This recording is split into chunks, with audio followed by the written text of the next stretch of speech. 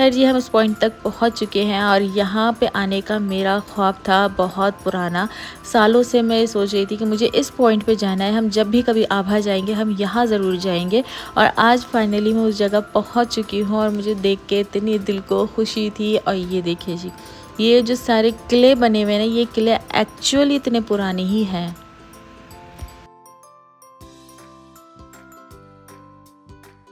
यहाँ एक अच्छी वीडियो बनाने की कोशिश करी थी, पर अज़लान को देखिए कितनी नींद आ रही है। और जब मैंने अपनी और फैमिली पिक्चर लेने लगी तो अज़लान टुम। और यहाँ पे इस जगह का ये बहुत बड़ा नाम लिखा हुआ था बोर्ड पे कि रॉयल प्लेस था, रॉयल पैलेस बोल सकते हैं, मुझे ऐसा फ़ील हुआ, लेकिन मुझे कंफर्म नहीं पता। किसी को कंफर्म पता हो तो वो कमेंट्स में बता सकते हैं। यहाँ पे एक छोटी सी शॉप भी बनी हुई थी जहाँ पे कुछ स्नैक्स भी थे और बहुत सारी चीज़ें थी। एंटर होते आइसक्रीम थे और जब मैं इस तरफ आई तो सब स्नैक्स नज़र आ रहे, तो मुझे लगा ये छोटा बकाला बना हुआ है। लेकिन जब आगे की तरफ मुड़े तो यहाँ पे कपड़े भी थे भाई, यहाँ बहुत अच्छे, यहाँ पे जो इन्हीं के ट्रेडिशनल कपड़े थे और बाकी यहाँ पे इनकी क्रॉकरीज थी। और साथ ही यहाँ की जो चीज़ें रखी हुई थी शो पीस, वो सब उसी पेंटेड में थी जो यहाँ का एक फ़ेमस पेंट स्टाइल है, उसी स्टाइल में यहाँ पे सब चीज़ें रखी हुई थी।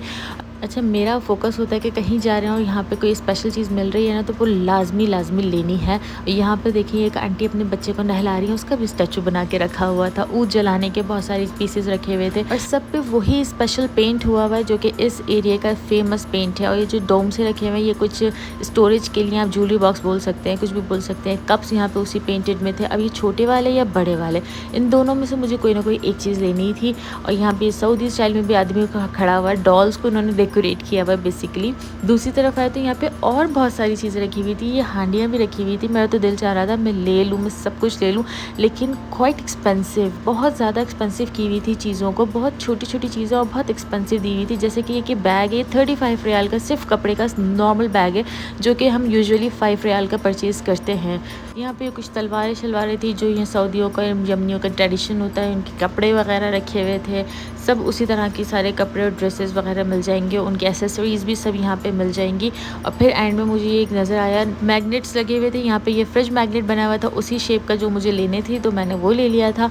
बाकी वो मैंने शोपीस इसलिए नहीं लिया कि कहाँ रखूँगी, फिर कहीं इसमें मिसप्लेस हो जाए। हमारे घर में शोपीस रखने की कोई ऐसी खास जगह है भी नहीं, इसलिए fridge magnet is the best. खैर मेरे हस्बैंड को वो फ्रिज मैग्नेट दिया कि आप लाइन में खड़े हो जाएं, क्योंकि हमें यहाँ से जल्दी निकलना है, सब कुछ घूमना भी है। बाकी छोटी मोटी और ये बहुत सारी चीज़ें एसेसरीज रखी हुई थी। सबसे बेस्ट ये पंखा था जो कि बहुत क्यूट लग रहा था। बाकी सब चीज़ें मैंने ली ही नहीं इनमें से कुछ भी, लेकिन दिल बहुत चाह रहा था लेने का। एंड में ये पाउच मेरे लेने का बहुत दिल करा, लेकिन इस पर प्राइस टैग ही नहीं लगा हुआ था। फिर प्राइस टैग ढूंढते फिर उसमें टाइम लग जाएगा, हमें जल्दी निकलना है, सनसेट से पहले निकलना है। और अंदर बहुत बड़ा म्यूज़ियम है जो कि वो भी हमें कवर करना है, इसलिए बस जल्दी जल्दी सारी चीज़ें मैंने देखी थी और कुछ नहीं लिया, सिर्फ एक फ्रिज मैग्नेट लिया था। और फिर हम निकल चुके थे बाहर। अब यहाँ जाने के दो रास्ते थे, एक लेफ़्ट साइड पे, एक राइट साइड पे। तो सबसे पहले मेरे हस्बैंड और उनके फ्रेंड ने कहा कि नहीं लेफ़्ट साइड से ऊपर जाने का रास्ता है। मैं कह रही हूँ नहीं, वहाँ से बंद है, वहाँ कोई नहीं जा रहा। लेकिन मेरी तो कोई सुनता ही नहीं है। इतनी मुश्किल से इस बच्चे को इस स्लोप पर घसीटते हुए ऊपर गए तो दोनों तरफ से ग्रिल लगी हुई थी, एक तरफ से लकड़ी का दरवाज़ा लगा हुआ था कि भाई यहाँ से बंद है, कोई ऊपर नहीं जा सकता। लेकिन मैंने यहाँ से एक ये व्यू कैप्चर कर लिया जो कि बहुत खूबसूरत लग रहा था। खैर आगे आए तो यहाँ पे एक ये डोर बना हुआ है जहाँ से सब ऊपर जा रहे थे, तो मैंने पहले यही बताया था, लेकिन अगर मेरी कोई सुन ले तो फिर क्या ही बात है। खैर यहाँ से एंटर होते और एंट्री टिकट 20 रियाल है पर पर्सन, बच्चों का टिकट नहीं है, सिर्फ एडल्ट्स का टिकट है। और यहाँ पे इनके पास एक छोटा रूम भी बना हुआ है कि आपके पास स्टॉलर्स हैं या कुछ सामान है तो आप वहाँ रखवा सकते हैं। तो अज़लान का स्टॉलर हमने वहाँ रखवा दिया था क्योंकि ऊपर स्टेयर्स हैं, स्टेयर्स में हम कहाँ तक लेके उसको चलेंगे। ऊपर आते ही सबसे पहले फ्लोर पर एक छोटी सी कैंटीन है और खूबसूरत सा सिटिंग एरिया बना हुआ था। राइट साइड और लेफ्ट साइड दोनों तरफ जाने का रास्ता था। हम पहले राइट साइड मुड़ रहे थे, लेकिन फिर हम लेफ्ट साइड आए क्योंकि यहाँ पे है एक्चुअल म्यूज़ियम। छोटे से गेट से एंटर होना है और अंदर आती है आपको step by step her step पे चीज़ें नज़र आती रहेंगी। सबसे पहला एक ये रूम बना हुआ है जहाँ पे इनके हथियार वगैरह रखे हुए थे। अच्छा, इतने छोटे छोटे दरवाजे हैं, मैं ये सोचती हूँ पहले के ज़माने के लोग तो और लंबे हुआ करते थे, तो वो इन छोटे छोटे दरवाज़ों में कैसे फिक्स आते थे।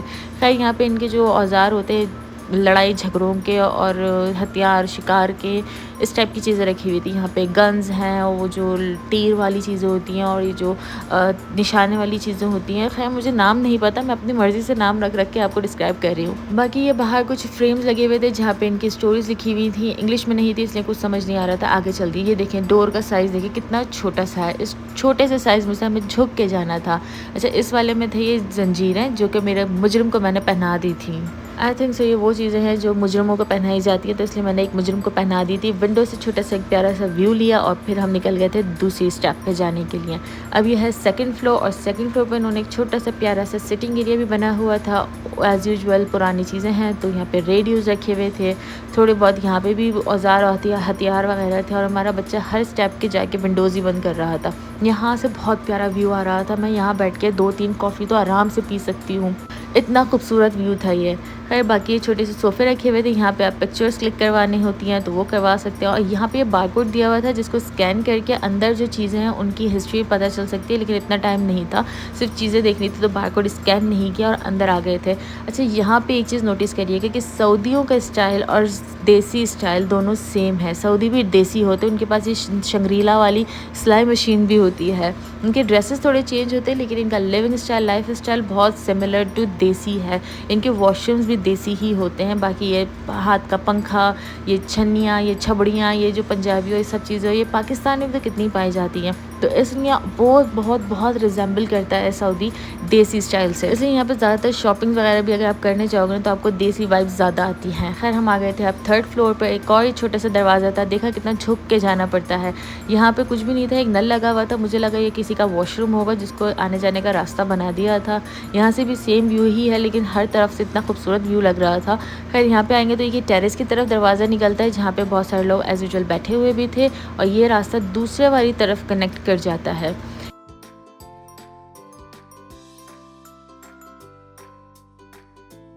नाउ बैक हम उसी तरफ से वापस जाएंगे जहाँ से हम बाहर आए थे, इस बाथरूम में से। इसको क्रॉस करते हुए हम आएंगे अब फोर्थ फ्लोर पे। अब यहाँ पे रखे हुए थे बर्तन, जितने भी इनके यूज़ के बर्तन थे पुराने तराने, वो सब रखे हुए थे। यहाँ बर्तनों को भी नोट करें कि यहाँ पे भगोने और देगें उसी स्टाइल के हैं जिस तरह की देसी लोग स्टाइल यूज़ करते हैं। अच्छा, यहाँ पर मेरा बच्चा बनाने लग गया था हलीम। इसको हलीम बनाने के लिए मैंने काम पर लगाया कि जल्दी से हलीम रेडी करो जब तक हम टूर लेकर आते हैं। एक और यहाँ पे रूम था जहाँ इन्होंने सब चीज़ों को सेट किया हुआ था। इनके वही पुराने जो बर्तन थे वो सब चीज़ें रखी हुई थी और कुछ एक्स्ट्रा चीज़ें थी जो कि समझ से बाहर थी। यहाँ पे इन्होंने चक्की भी रखी हुई थी जो कि हमारे पाकिस्तान में भी यूजुअली पहले यूज़ की जाती थी एज सेम एज़ देसी। तो यहाँ पे देखिए देग रखी हुई और ये कश्ती बर्तनों में क्या कर रही थी ये समझ नहीं आई, लेकिन इनकी जो केटल्स होती है वो थी और बड़े बर्तन, छोटे बर्तन, हर तरह के बर्तन रखे हुए थे। फिर मैं एक मेहनत मुशक्क़त करने के लिए चली गई थी चक्की पीसने, और चक्की पीसते हुए मुझे इतने पसीने आ रहे थे और मैंने जिसको भी ये वीडियो क्लिप भेजी अपने फैमिली में, सब ने मुझे बोला कि पीछे एसी लगा हुआ है तो मैं पसीने कैसे आ सकते हैं। मॉडर्न ज़माने में चक्की पीसने का यही फ़ायदा, आप एसी में बैठ के पीस सकते हैं। उसके बाद हम जाएंगे एक और नेक्स्ट फ्लोर पे भी एक और रूम बना हुआ है। हर फ्लोर पे एक रूम बना हुआ था। इस रूम में भी कुछ चीज़ें रखी हुई थी जो कि लकड़ी की बनी हुई चीज़ें थी। मुझे ऐसा फ़ील हुआ कि जो लकड़ी के सामान बनाया जाता है, क्योंकि आरी टाइप की भी चीज़ें रखी हुई थी, उसके लिए यूज़ होता है, या फार्मिंग के लिए इस तरह की झाड़ू यूज़ होती है। ये सीट टाइप का कुछ बना हुआ था लेकिन यहाँ पर डिटेल नहीं थी, बस ये एक पिक्चर बनी हुई थी जिस पर कुछ लिखा हुआ था, वो पढ़ सकते हैं, इंग्लिश में था इसलिए पढ़ सकते थे। मैंने पढ़ा नहीं क्योंकि टाइम नहीं था कि पढ़ो और खड़े हो। यहाँ बाहर का व्यू नज़र आता है, सामने छत पे देखें जी अजलान और सैफ साहब खड़े हुए हैं। पूरा व्यू इतना खूबसूरत, ग्रीन पहाड़ और बीच में पुरानी बिल्डिंग्स, ओ माय गॉड मज़ा ही आ जाता है। यहाँ पे ये आ जाता है टेरेस पे 2 शेड डले हुए थे, बीच में अंदर बारिश हो तो अंदर खड़े होकर मज़े लें व्यू के, अगर बारिश नहीं तो बाहर खड़े होकर इस व्यू का मज़ा लें।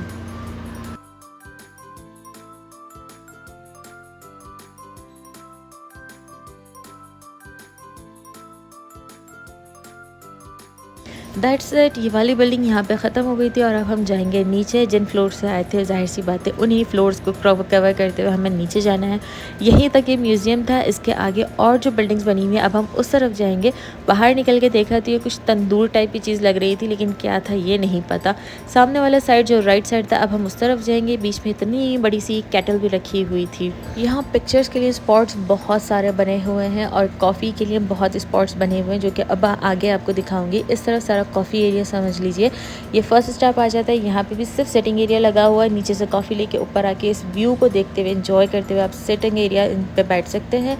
इस सेकंड स्टेप पे आ जाते हैं तो यहाँ पे आ जाता है एक कैफ़े, और इस कैफ़े का खूबसूरत सा सिटिंग एरिया यहाँ बना हुआ है। ये बहुत बड़ा सिटिंग एरिया था, बहुत दूर तक था, दूसरी बिल्डिंग तो भी कवर कर रहा था, लेकिन बस मैंने यहीं से कवर किया और मैं निकल गई थी, क्योंकि ऊपर मैं सिर्फ अकेले आई थी, अज़लान और सैफ नीचे ही थे, क्योंकि वो दोनों एक ही तरफ बिल्डिंग चढ़ के थक चुके थे।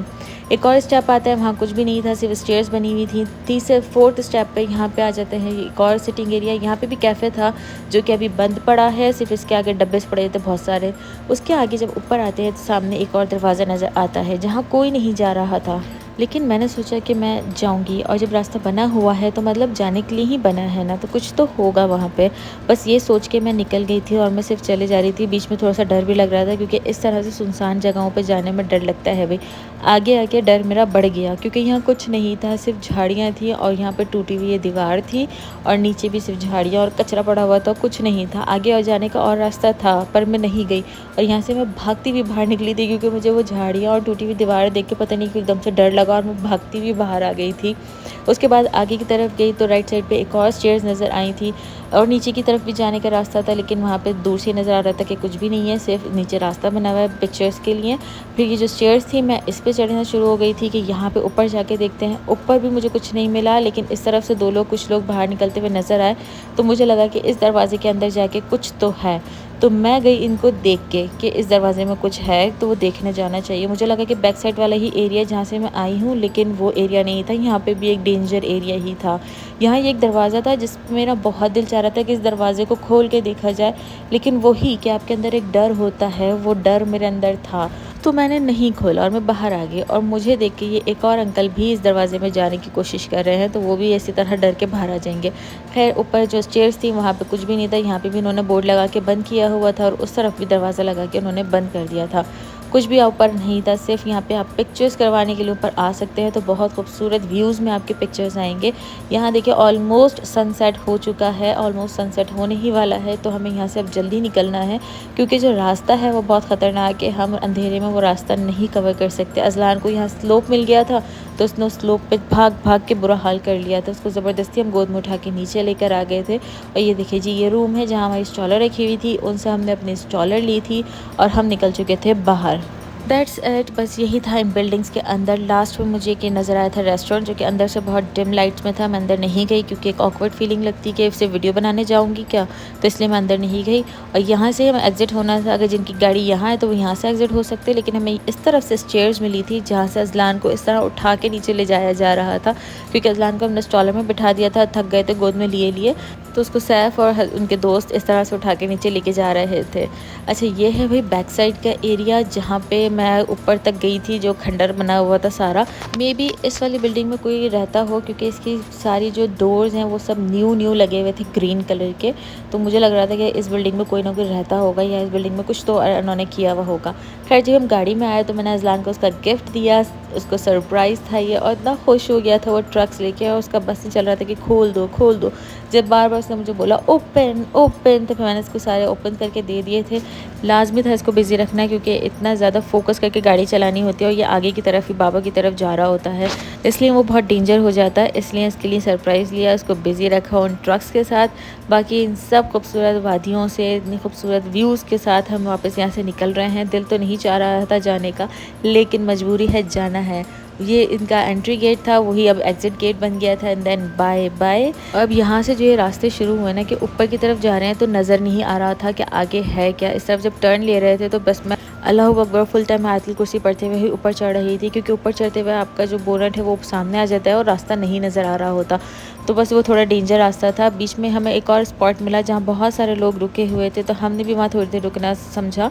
तो सामने नज़र आया था चाँद, और उसके बैक साइड पे देखा तो वहाँ से सूरज गुरूब हो रहा था। इधर पॉइंट पे आपको मशरिक़ और मगरिब साफ नज़र आ रहा था। अच्छा, ये बॉर्डर क्रॉस करके सब लोग इधर पहाड़ पे आके देख रहे थे कोई व्यू, तो मैंने कहा मुझे भी देखना, तो बड़ी मुश्किल से मैंने यहाँ से जंप किया और फिर यहाँ आके देखा था ये व्यू। तो यहाँ से वो रोड नज़र आई, जिस रोड को अभी हम क्रॉस करके ऊपर की तरफ आए थे, तो यहाँ से भी देखने में कितनी डेंजर डेंजर लग रही थी। लुक एट दिस, ये जिग जैग रोड को हम अभी क्रॉस करते हुए ऊपर आ रहे थे, इसलिए हमें यहाँ से सनसेट से पहले ये रास्ता कवर करना था। एंड अल्हम्दुलिल्लाह सनसेट से पहले हमने वो डेंजर रास्ता तो कवर कर ही लिया था। बस अब ये सीधा सीधा रास्ता है। आई होप आप लोगों को ये वीडियो पसंद आई होगी। मिलते हैं नेक्स्ट वीडियो में। अल्लाह हाफ़िज़।